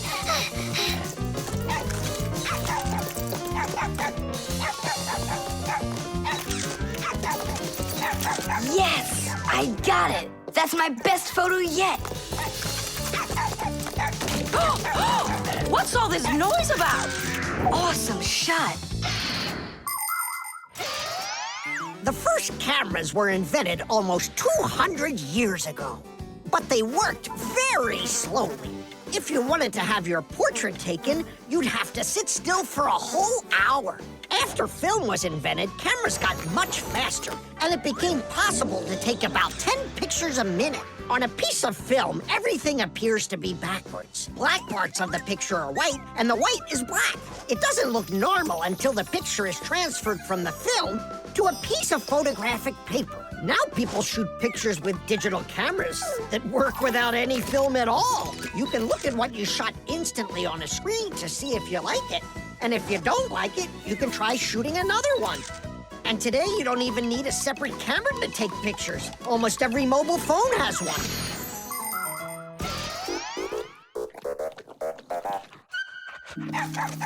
Simka Nolik, are you in there?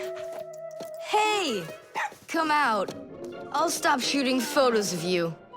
Aren't we friends? I'm sorry, guys. Well, your friends were almost eaten alive by a dog. Please forgive me. Want to look at the photos I took? Sure, go on, show us what you got. We're not in that shot. We're not there either. Ha! Well done there, paparazzi. Hang on a sec. I still got another one, and you're in it. I know for sure. Look! I'm zooming in. It's impossible. I don't believe it. It's possible. But when did you have time to turn into screws? The same time you were pushing the button. When we're scared, we can change faster than the blink of an eye. You lost. Paparazzi. And what are you gonna do with your millions, Mr. Paparazzi? Would you please stop calling me that? You got it, after every one of those photos is thrown away. All right, I'll delete them. And do I have to delete this one too? No, keep it. It's a great shot. I never even saw you take it. Nolik's cube. Whoop! Tom Thomas, you'll be late for school if you don't stop. School? Don't you worry. What's he breaking this time? This time, nothing. He's solving a Rubik's Cube, Nolik. Whose cube is it? The Rubik's Cube is the most popular puzzle game in the whole world. It was invented by Professor Rubik from Hungary. A cube has 6 sides on it. And on a Rubik's Cube, each of these sides has 9 squares that are all the same color. You start by mixing up the colors. To solve a Rubik's Cube, you have to turn the pieces, and you keep turning and turning them until each side is one solid color again. For instance, red or yellow or light blue. That's nothing. Hey, Tom Thomas, how long have you been messing around with this cube already? It's been 3 whole days of turning. 3 whole days? We could solve that puzzle in 5 minutes, now couldn't we, Simka? Oh, really? Then go right ahead. I'm off to school. Well, you ready to show Tom Thomas who's boss? Just count me out. Hey, I thought you said Rubik's Cubes are easy to solve. I never said anything like that. This problem is all yours, Mr. Bragger. All right, I'll figure it out myself.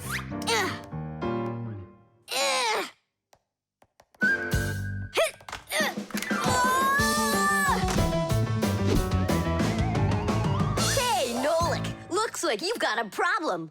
Oh, hi, Fire. No, I'm good. Just solving this Rubik's Cube. Yeah? Can I do it with you? What, you can do it? Of course I can. How hard can it be? You'll see for yourself. Try getting all the red squares on one side. Piece of cake. Now hold it tight. Great, I'm with you.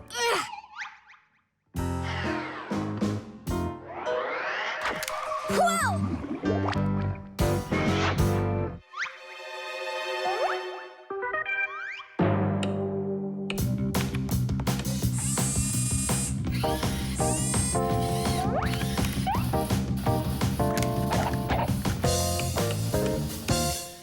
You mean like that?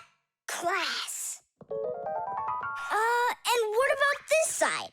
What? This side's gotta be all blue. Okay, let's go fix it.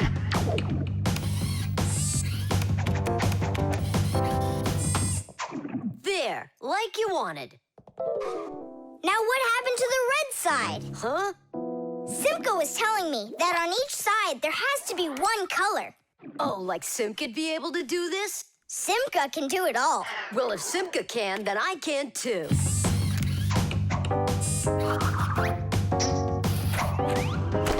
Oh! Fire! You busted the cube! I didn't bust it, I took it apart. Now let's put it together. And not just any way, but the right way. Puzzles are toys, games, or problems that force you to use your mind in a clever and creative way. Take a labyrinth, for example. In a labyrinth, the challenge is to find the one way to get through a series of tangled corridors. Another fun puzzle is a jigsaw puzzle. Here, you need to put together a picture out of many little pieces. For this, you need to not only pay attention, but be patient. And there are all sorts of puzzles for the computer. One popular computer puzzle is Tetris. In Tetris, different shapes fall down the screen, and you have to think quickly to get them to line up into rows. And solving puzzles isn't only a great activity for people, it's good for Fixies, too. That's right, puzzles are like exercises for our brain.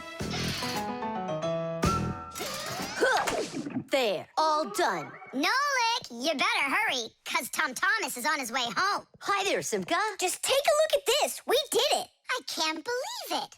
How? Oh, it was a piece of cake. Simka, Nolik, I'm back. Well, I'm out of here. Ciao! Woohoo! Wow, you really solved it. It was Nolik. Nolik, you are cool. So how? You see, first you break it apart into all of the pieces, and then you put it all back together. No. That's cheating. You gotta turn the cube, not take it apart. Now I'll solve this cube, honestly. I don't think you can. Why you so sure? I glued it together. How come? So you'll stop straining your brain with it. Now the cube will always be the right way. But if it doesn't turn, it's not a Rubik's Cube. Well, yeah. Now it's a Nolik's cube, right? The prosthesis. Simka, over here. Take a look at what I found. It's a bear. Ooh. What bear did you find, Nolik? You know, it's the one Tom Thomas told us about. He was his best friend in the whole wide world. Until he became friends with you and me. What? Uh-huh. Let's try to wind him up.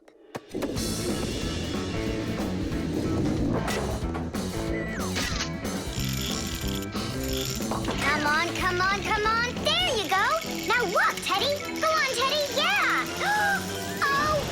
Oh, no. Poor little teddy bear. They ripped his leg and didn't care. We didn't rip his leg. It was already broken. It's all clear. A compound fracture. Then why don't we fix him? Tom Thomas will be so happy. Wait, it's not going to be that easy to repair it. We'll need a prosthesis. The human body is built around a frame of bones and joints. And if you break one of the bones, it'll usually heal by itself. The broken bone will grow back together, and you'll be back to normal. But sometimes bones or joints can break so badly that it's impossible for them to heal. When this happens, they have to be replaced with an artificial part called a prosthesis. A prosthesis can replace more than a bone or a joint. It can be made to replace a whole arm or a leg. And where are we gonna get a prosthesis? I'm positive we can get it from Professor Eugenius. You're right. Help is on the way.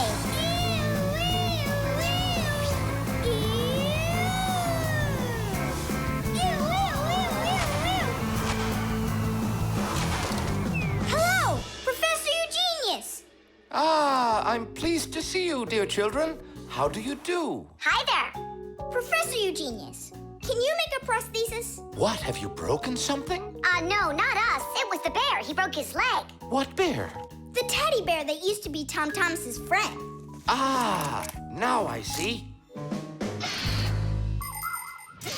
Today, with the help of modern prosthetics, more is being replaced than just arms and legs. For example, if you lose a tooth, it can be replaced with an artificial one.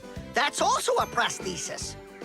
And there are times when a person starts losing their vision because the lens in their eye gets foggy and can't focus. For this, there's another kind of prosthesis, a new clear artificial lens.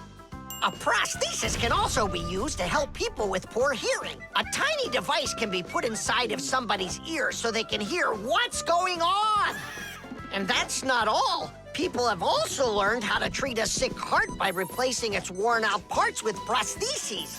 What fantastic inventions these prostheses are. It's amazing what they can do. They help people live a full life. Professor, is it working out? We'll know soon enough.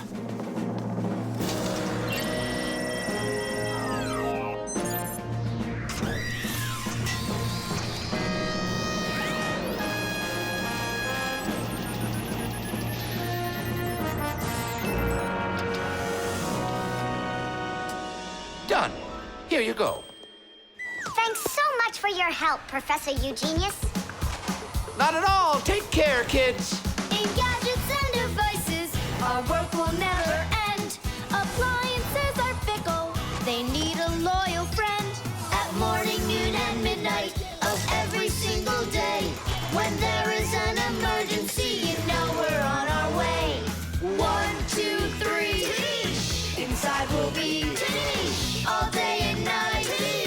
We fix things right. Well, now this old friend of Tom Thomas's will be just like new, Nolik. Simka, if Tom Thomas makes friends with the bear, then what? Will he stop being friends with us? Hi, everybody. Hi there. Oh, my teddy bear. You found him for me. And you fixed him. Ah, thanks a lot.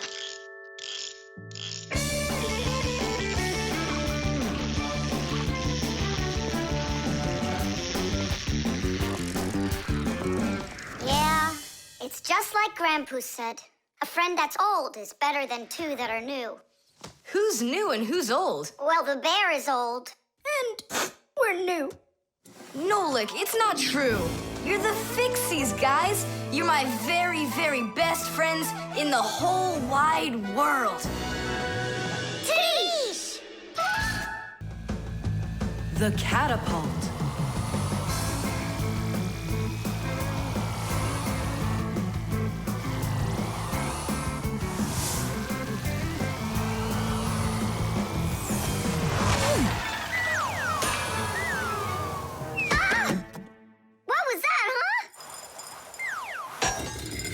Strange. Tom Thomas isn't here.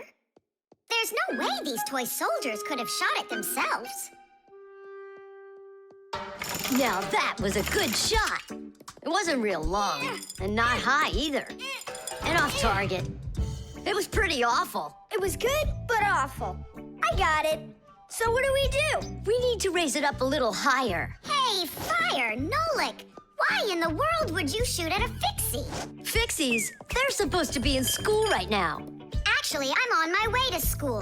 How about you, Fire? Why aren't you in class? Because there it's totally boring. But here, look at what a cool shooter we found. Ha! What did you call it? You've got no idea what this is. It's called a catapult, guys. A cat with gold eyes?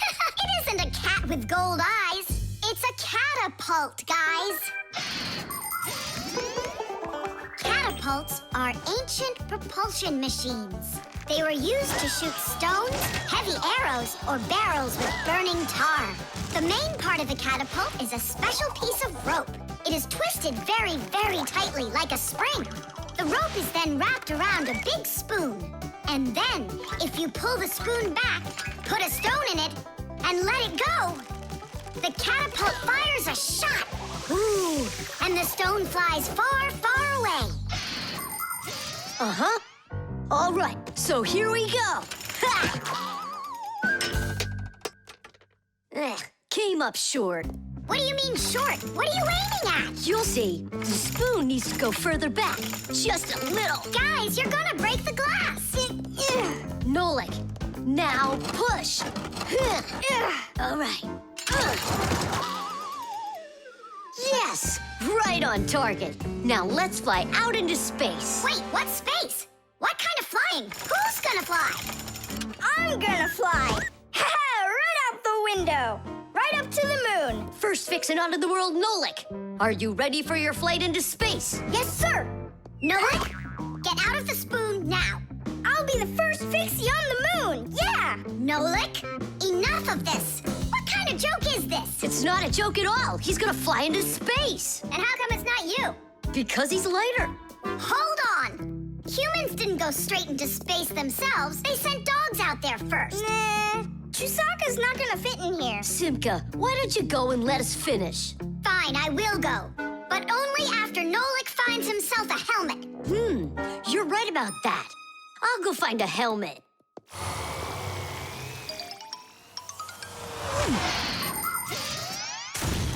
The catapult was invented in ancient times, but people still use them today. Only now, instead of launching stones, catapults are used to launch jet airplanes. You see, the runway on an aircraft carrier is quite short, so catapults are used to help the planes move fast enough to take off. Catapults can also be used to save the life of a pilot. When an airplane has an accident, a catapult activates in the cabin. The pilot is shot into the sky and comes back to the ground with a parachute. A plain old slingshot is also a kind of catapult. It's just a very little one.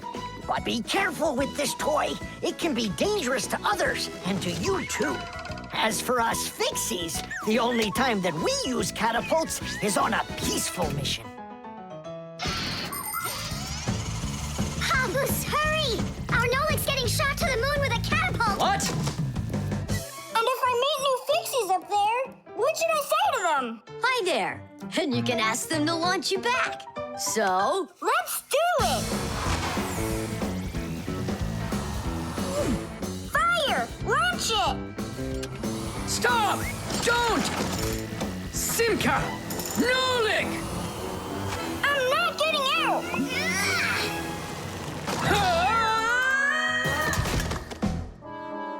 Whew! We're alive! Hooray! He flew all the way. Who flew away? To the moon? Nope, just a bit short. It's not our fault. You're just heavier than Nolik, and that's why you came up short. Papoose, maybe we can try one more time. What?